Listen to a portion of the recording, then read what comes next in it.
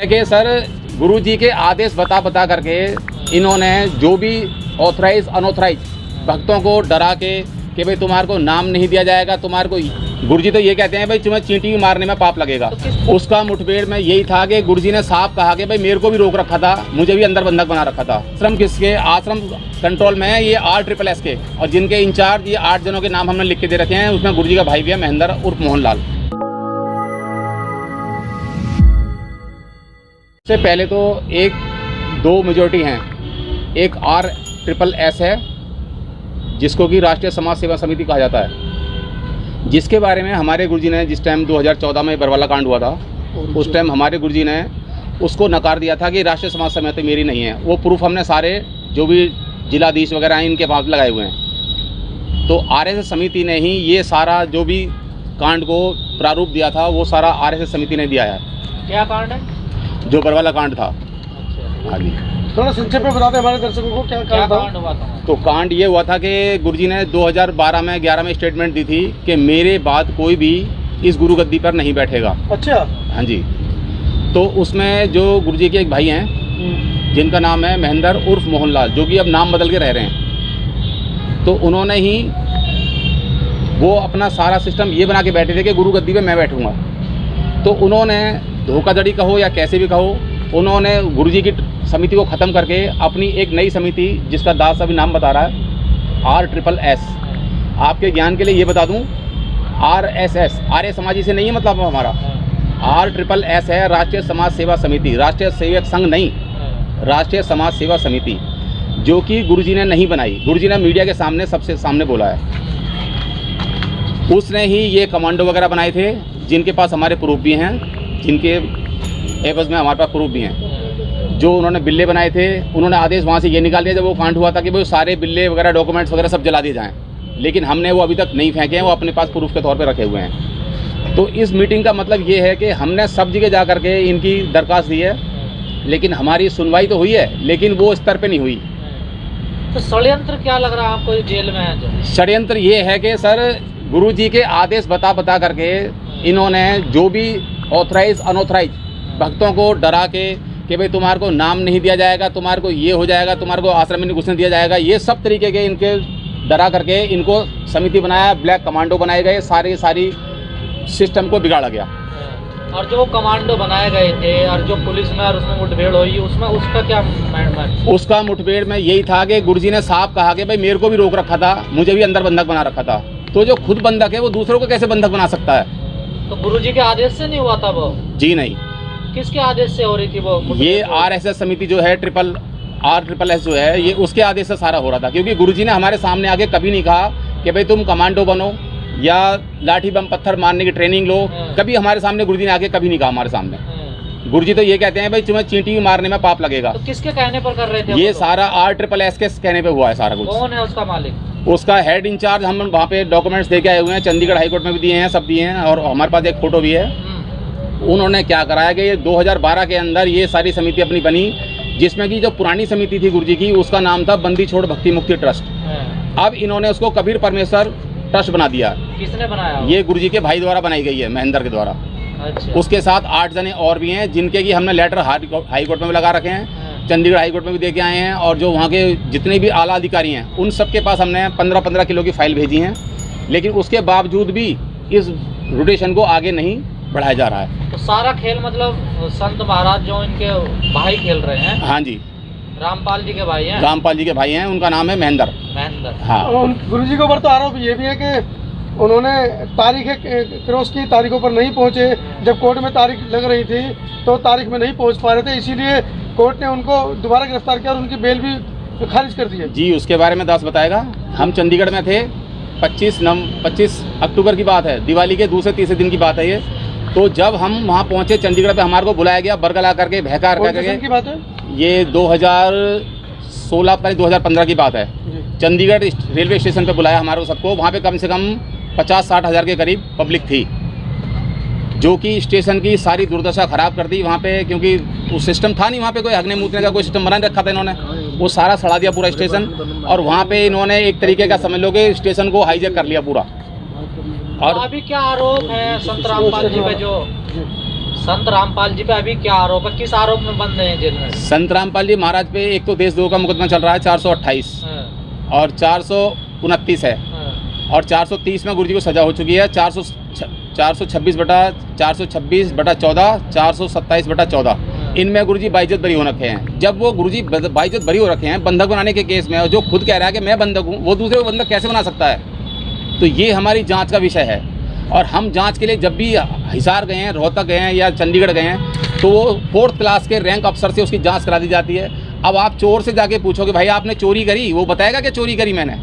तो ये हमारी जांच जो भी हुई है अभी तक वो आला अधिकारियों से नहीं हुई है। आश्रम किसके कंट्रोल में है अभी? आश्रम कंट्रोल में है ये RSSS के, और जिनके इंचार्ज ये 8 जनों के नाम हमने लिख के दे रखे हैं। उसमें गुरु जी का भाई भी है महेंद्र उर्फ मोहनलाल, उनके अंडर में। उनके अंडर में सरकार का अधीन है भी आश्रम? हाँ, इस टाइम तो कस्टडी में पुलिस वालों के है वो।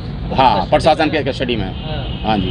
तो उनका भी अधिकार नहीं है जो RSS है? नहीं, उसमें अब ये पीले पर्चे निकालते हैं। पीले पर्चे में जितनी भी भीड़ चाहिए होती है या किसी भी कहीं भी कोई रैली वगैरह करानी होती है, तो इन भक्तों को झूठ बोल करके गुरु जी का आदेश बता करके और वहाँ पे रैली में भेज देते हैं। और ये इन बेचारे, इसमें हमारे संगठन के अंदर 90% लोग तो अनपढ़ ही हैं, कम पढ़े लिखे हैं। तो उनको जैसा आदेश आता है RSS समिति का, वो उसको मान करके और उसके पीछे भाग लेते हैं अंधी भेड़ की तरह। ये है सिस्टम। तो ये सिस्टम की वजह से हम इसको, हमारा आगे प्रोसीजर ये है कि भाई ये सिस्टम किसके नाम से चल रहा है इस 10% में, हमें उसकी जांच करानी है। तो आप चाहते हैं ये किसके, मतलब ये कौन सी समिति के हाथ में है ये भी पूरा? ये समिति RSSS के अंडर में है। तो आप क्या चाहते हैं इसमें? हम ये चाहते हैं कि जो दोषी हैं उनको सजा हो और जो बेगुनाह हैं उनको जेल से बाहर किया जाए। कोर्ट ने तो रामपाल जी को दोषी माना हुआ ना? दोषी तो इसलिए माना है कि सर इन्होंने ये अपना लिखित में दे के आए हैं बयान, क्योंकि इनका कहना ये है कि भाई हमारे से कोरे कागज पे साइन कराए गए, कोरे कागज पे साइन कराए गए। चलो भाई मान लिया कोरे कागज पे साइन करा लिए, लेकिन तुम्हारे फिर घर के अंदर परिवार में कितने सदस्य हैं कितने नहीं हैं, तो इनको जो बयान दे के आए हैं इनको डराया गया, बरगलाया गया कि तुम्हारे को बाहर नहीं जान देंगे जब तक तुम रामपाल महाराज के खिलाफ नहीं बोलोगे। आश्रम में हथियार थे, कमांडो थे, फौज थे, तो ये संत रामपाल जी के आदेश नहीं थे? जी नहीं, बिल्कुल नहीं। संत रामपाल जी महाराज ने तो चींटी मारने के लिए बना कर रखी है। आश्रम में इतना बड़ा षड्यंत्र रचा जा रहा है, उनको पता ही नहीं था? नहीं पता उनको हाईजैक किया हुआ था पहले से ही। वो खुद तो बता रहे हैं, अपने मीडिया के सामने बोला उन्होंने, जब जिस टाइम चंडीगढ़ हाईकोर्ट से निकले हैं और अगर Maharaja Agrasen MAMC medical college के सामने से निकले हैं, जब भी बताया कि भाई मैं तो खुद बंधक बना रखा था, मुझे रोक रखा था। बंधक किसने बना रखा था? बंधक की समिति वालों ने बना रखा था। और जो चंडीगढ़ में बता रहा था दास, चंडीगढ़ में भी यही कहानी हुई थी। इन्होंने 3 बजे तक वहाँ पे पब्लिक को बरगला के रखा। 3 बजे के बाद आदेश पारित कर दिया कि भाई गुरुजी हाजिर नहीं होंगे और जो जवान हैं वो तो आश्रम चलें, और जो बड़े बूढ़े के आश्रम में इतने हथियार आ रहे हैं और गुरुजी को पता ही नहीं था? नहीं पता ना, यही तो है कि सारा षड्यंत्र गुरुजी की नाक के नीचे हुआ है। लेकिन गुरुजी ने आके हमारे सामने कभी नहीं कहा कि तुम कमांडो बनो या इस समिति के सदस्य बनो। तो क्या आप भी सदस्य थे समिति के? जी, दास सदस्य था, लेकिन मेरे दिमाग में ये बात बैठी नहीं, मैं उसमें नहीं गया बिल्कुल भी। आपका नाम दास है? हाँ, कन्हैया दास। हाँ जी। आप उसके समिति के सदस्य हैं? सदस्य हूँ मैं, मेरे पास लॉकेट बिल्ला वगैरह सब कुछ है। अगर प्रूफ के तौर पे देखना चाहते हो, वैसे इन्होंने समिति वालों ने आदेश कर दिया था कि वो सारे के सारे जला दिए जाएं, फूंक दिए जाएं, नष्ट कर दिए जाएं। लेकिन दास ने आज भी प्रूफ के तौर पे वो अपना बिल्ला और समिति का वो रख रखा है। अच्छा, कि आगे प्रूफ के तौर पे काम आएगा। उसमें कहीं भी रामपाल जी महाराज का नाम और निशान नहीं है, कोई रामपाल जी महाराज के साइन नहीं हो रहे उसके अंदर, कोई किसी तरीके के डॉक्यूमेंट। सदस्य तो काफी होंगे ना उसमें? सदस्य तो करीबन 10 लाख के करीब थे।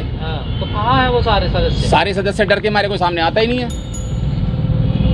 किसके डर के कारण? ये सबको गुरुद्रोही घोषित कर देते हैं ये समिति वाले। अच्छा। उसके नाम का पीला पर्चा निकाल देते हैं। अब एक बात सोचने वाली है, आश्रम तो पुलिस कस्टडी में, तो वहाँ वो पीले पर्चे आ कहाँ से रहे? हमने इस बात में कई बार हिसार कोर्ट में भी जाके दरखास्त दी है, लेकिन कोई कार्रवाई नहीं हुई। पर्चों का क्या मतलब है? पीले पर्चों का मतलब गुरुजी का आदेश।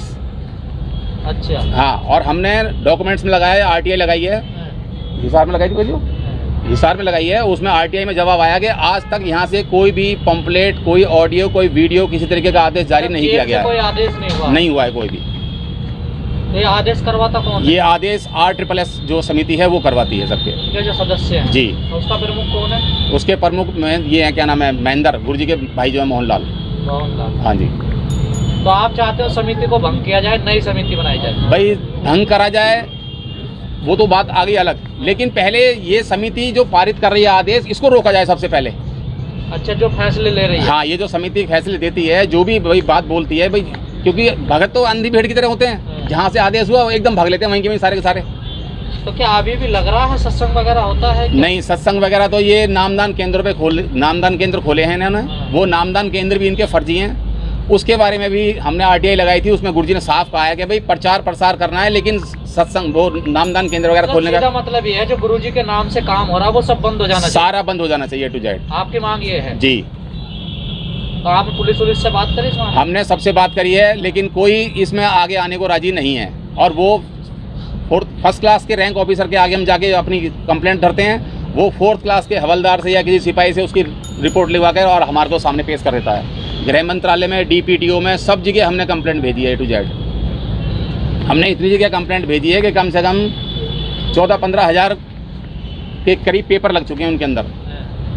सुप्रीम कोर्ट में भी भेजी हमने, और यहाँ क्या नाम है, चंडीगढ़ हाई कोर्ट में भी दे के आए हैं, हिसार में भी दे के आए हैं, मजिस्ट्रेट से मिल के आए थे।